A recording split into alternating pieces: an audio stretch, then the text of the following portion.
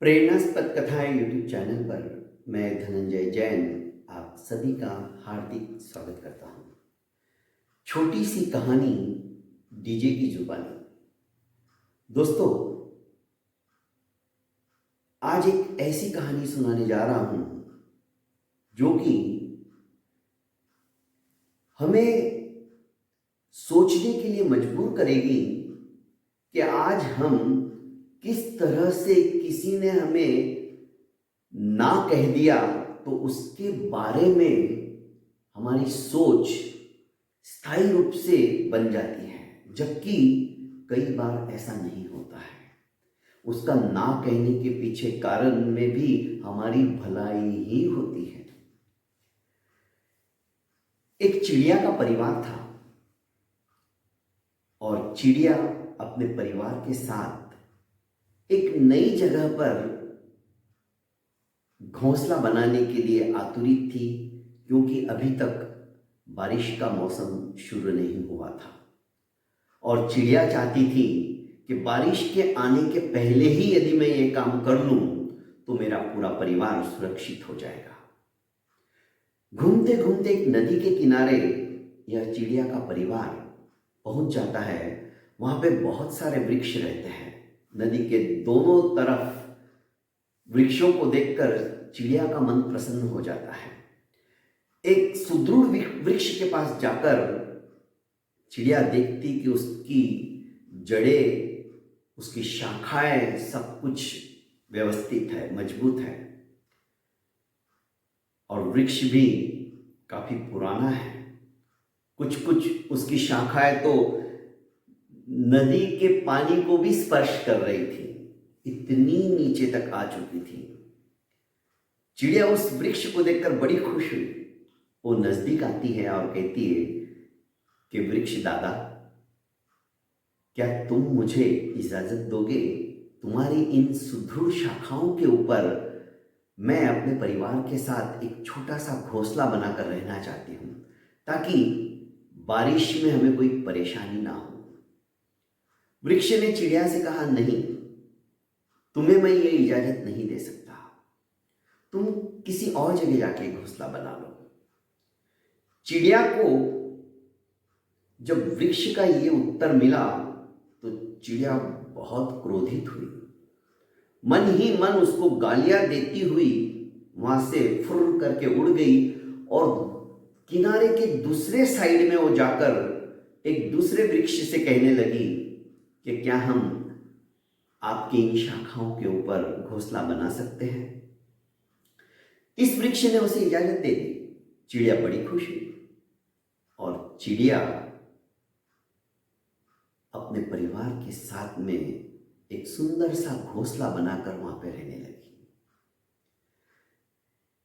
1-1.5 महीने के बाद ही वर्षा ऋतु आ गई और इस बार बारिश इतनी तेजी से बरसी कि नदी के दोनों तट लबालब पानी से भरने के साथ में फुल प्रवाह के साथ यह नदी प्रवाहित होने लगी। पर इस बीच नदी के किनारों की मिट्टी भी धीरे धीरे धीरे अपने प्रवाह के साथ वो खींचकर उखाड़ कर ले जाने लगी। जिस वृक्ष की विनंती पहले इस चिड़िया ने की थी, वह वृक्ष नदी के बिल्कुल किनारे पर था और बूढ़ा भी हो चुका था।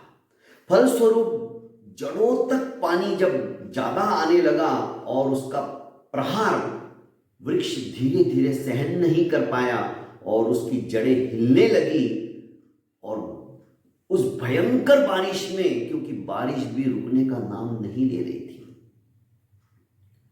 वृक्ष धराशायी हो गया और पानी के प्रवाह के अंदर प्रवाहित होने लगा।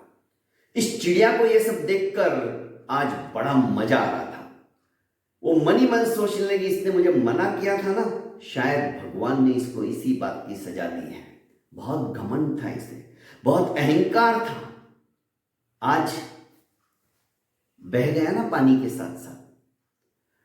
चिड़िया को हंसते हुए देख वह वृक्ष कहने लगा, चिड़िया जी, तुम प्रसन्न मत हो और तुम ये मत सोचो कि मैंने तुम्हें मना क्यों किया था। तुम इस बारे में सोच भी नहीं सकती, क्योंकि मैं जानता था, मुझे पता था अब मैं जर्जर हो चुका हूं। इस बार यदि भयंकर बारिश आई, इस बार नहीं तो अगली बार, कभी ना कभी भयंकर बारिश के अंदर मेरा अस्तित्व समाप्त हो जाने वाला है और मैं जड़ से उखड़ जाऊंगा और जल के प्रवाह के अंदर प्रवाहित होकर अपने आप को समाप्त कर दूंगा। पर मेरी वजह से तुम्हारा घर नष्ट ना हो, तुम्हारी मेहनत बेकार ना जाए, बस यही डर था, यही सोच थी और इसीलिए मैंने तुम्हें मना किया था कि तुम मेरी इन शाखाओं के ऊपर अपना घोंसला मत बनाओ, घर मत बनाओ। इसके पीछे और कोई दूसरा कारण नहीं था। अब चिड़िया पश्चाताप करने लगी। मैंने इस वृक्ष के बारे में पता नहीं क्या क्या सोच लिया, कितनी सी गालियां दी थी उस समय, पर यह तो मेरा हितैषी था। ये मेरा ही नहीं, मेरे पूरे परिवार के वजूद को संभालने वाला था। और यहां तक कि जो मैं तो उड़ भी जाती यदि ऐसी कुछ बाढ़ होती तो, पर मेरी मेहनत से बनाया हुआ मेरा घर धराशाही ना हो जाए और बारिश में मैं भटकते भटकते अपनी जान ही ना गंवा दूं, इसकी सोच कितनी बड़ी है।